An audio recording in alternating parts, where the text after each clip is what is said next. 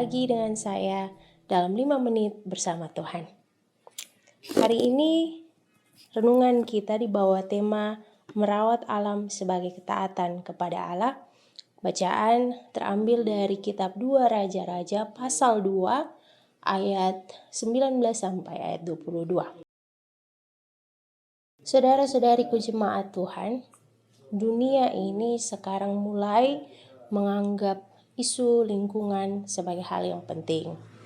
Tentu karena dunia menyadari bahwa segala sesuatu dalam kehidupan kita ini bergantung pada lingkungan di mana kita hidup. Mulai dari bernafas, makan, minum, semua yang membuat kita dapat bertahan hidup itu bergantung pada alam. Karena itu, jika alam rusak, maka kehidupan kita terancam. Alam tercemar, kita menjadi sakit. Keadaan alam yang buruk, yang rusak, itu dapat mengakibatkan banyak bencana. Misalnya, baru-baru ini kita bergumul dengan pandemi COVID-19. Lalu juga sekarang kita sedang menghadapi cuaca yang sangat ekstrim, El Nino, yang dapat berakibat pada kekeringan, kelaparan, juga berujung pada kematian. Itu semua tidak dapat kita kendalikan dan kita sadar bahwa sebagai manusia, bahkan sebagai umat Tuhan, kita tidak dapat mengatur alam ini. Alam memang tidak dapat kita atur, tetapi sikap atas keadaan alam itu bisa kita atur. Karena itu kita memiliki pilihan, apakah kita mau pasrah saja atau kita memilih untuk menjadi penyebab dari pencemaran lingkungan itu sendiri, memperparah kerusakan alam, atau bisa saja kita memilih untuk merawat alam ini, alam ciptaan Tuhan ini. Bapak Ibu saudara-saudari yang terkasih, bacaan kita dari 2 Raja-Raja pasal 2 ayat 19 sampai 22 ini berkisah tentang Nabi Elisa dan penduduk di kota Yeriko.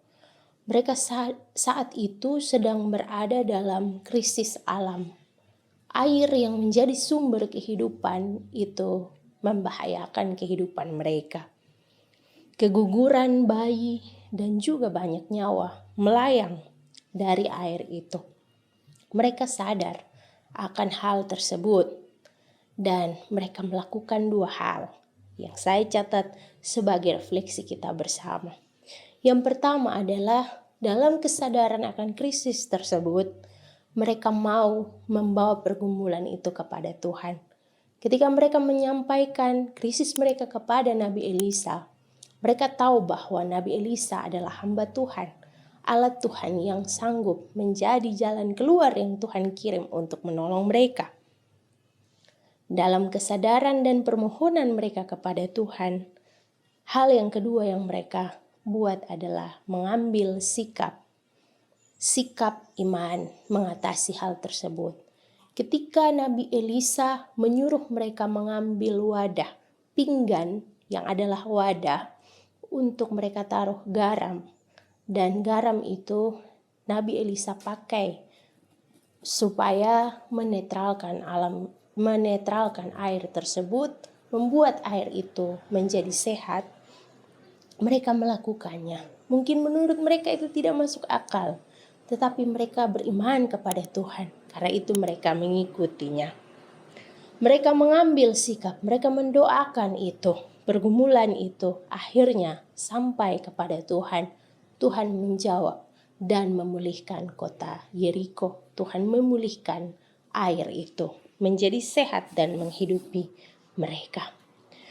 Saudara-saudariku yang terkasih, sebagai gereja, apa yang kita buat ketika kita sadar kita ada dalam krisis lingkungan?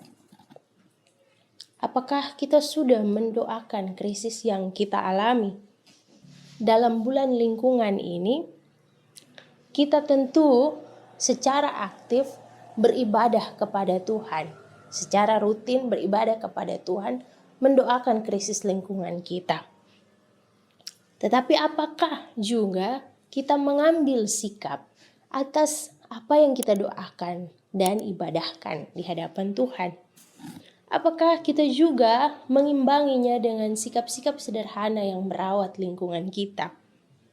Apakah sebagai gereja kita sudah melakukan sikap iman yang benar mengatasi krisis lingkungan hidup yang saat ini kita alami?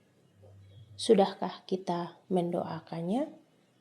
Sudahkah kita mengambil sikap merawat lingkungan alam kita? Kita beribadah secara rutin dalam bulan lingkungan hidup ini. Tetapi apakah kita juga merawat alam ini? Apakah kita sudah membersihkan lingkungan kita? Tidak menjadi orang-orang yang membuang sampah sembarangan? Apakah kita juga rajin menanam banyak pohon? Atau kita menjadi orang-orang yang menebang banyak pohon? Apakah kita sudah juga menjaga mata-mata air yang menghidupi kita? Atau kita menjadi orang-orang yang merusaknya? Pilihan ada di tangan kita. Sikap iman merawat alam ini ada di tangan kita. Seperti penduduk kota Yeriko, Tuhan mendengar doa-doa kita dan juga menjawab pergumulan kita, melihat perjuangan kita. Tuhan memulihkan alam ini. Amin.